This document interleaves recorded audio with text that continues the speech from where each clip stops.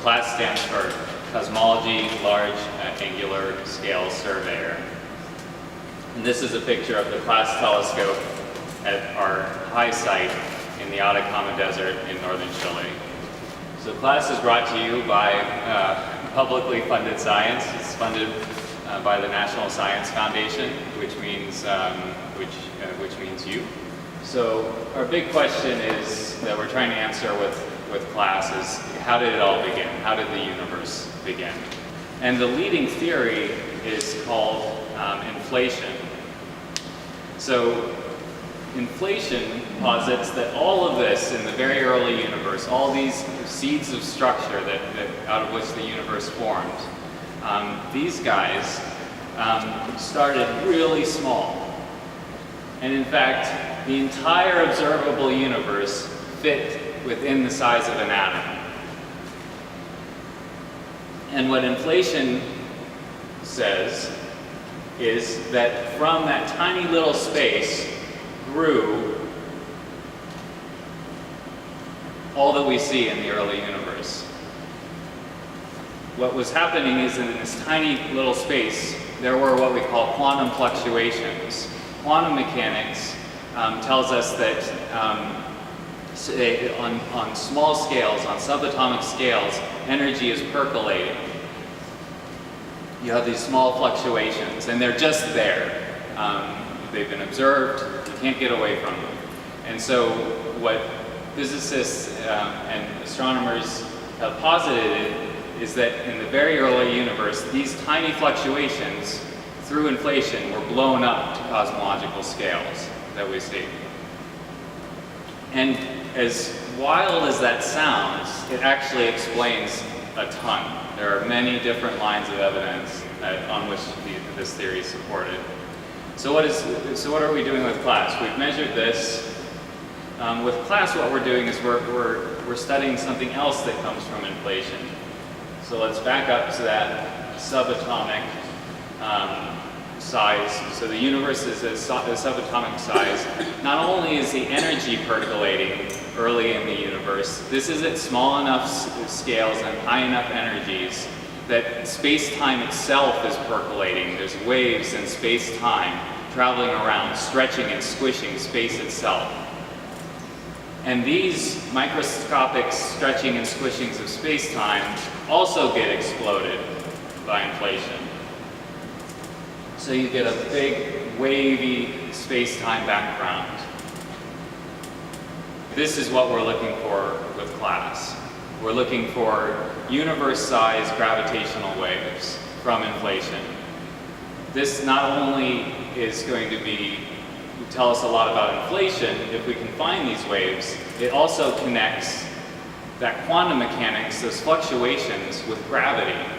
And that's something, this quantum mechanics gravity connection is a huge step in physics. But how do we see these things? We're not going to detect these gravitational waves directly by the squishing and squashing of space. So how do we see these?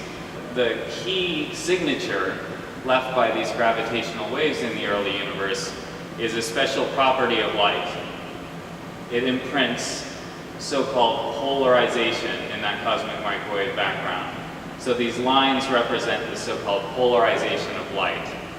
And so to explain what the polarization of light is, light has several properties, one of which is intensity. So when you see a blue versus a red dot, it'll be brighter or darker. But light is a wave, and so just like a wave on a guitar string or a wave on the ocean, waves go up and down, right?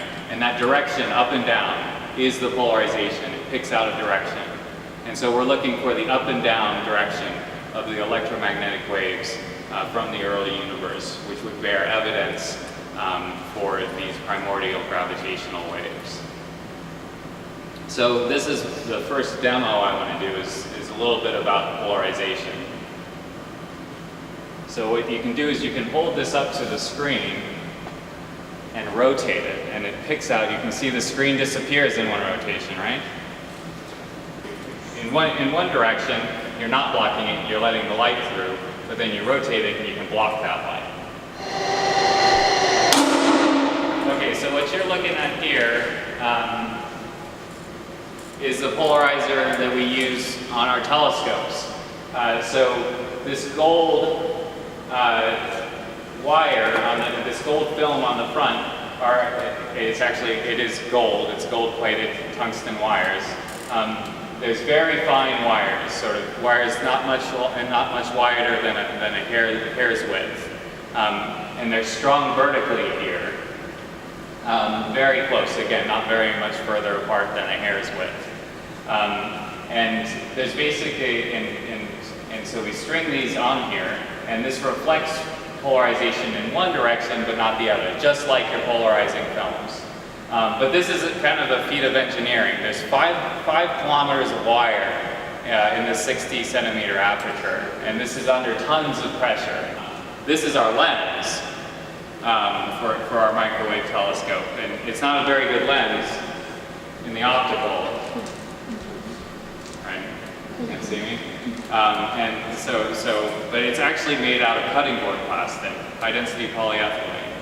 And we cut these here up in the shop, and we machine small features in the surface. I'll pass it around, and you can take a close look. And of course, we assembled the telescope here, and the next step, once we have the telescope here and assembled, is to go to the site. Welcome to the site, I guess. We just finished doing some setup. Could you describe what we actually did today? Yeah, we built a protector for the big dog cone of shame on the top of our telescope. It's called the baffle, and it fills up with snow when the weather gets bad, so we just constructed a protector for it. Yes. And we're getting ready to do some scans. So the way the telescope works, rotates about like 1 degree a second, like for 12 hours or so. So we're like getting ready for those sets of observations to come up. And as soon as we finish talking to you, we're going to do that setup right now. Yeah. You guys have any questions for him? What's the temperature?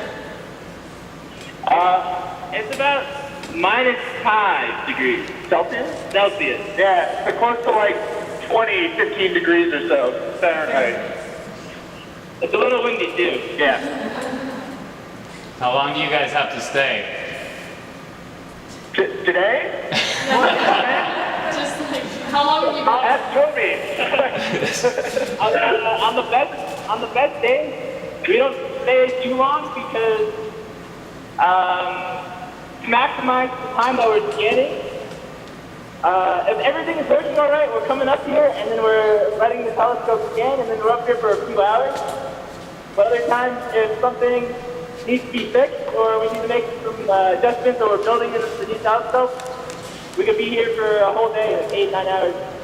Landry, how long did it take you to adjust to the altitude? Yeah, it's about a week of headaches, and then after that, you're pretty good, but you still realize you can't do any heavy exertion with activity without, losing your breath. Yeah. But how far is the closest city? So San Pedro is about 45 minutes to an hour from the mountain.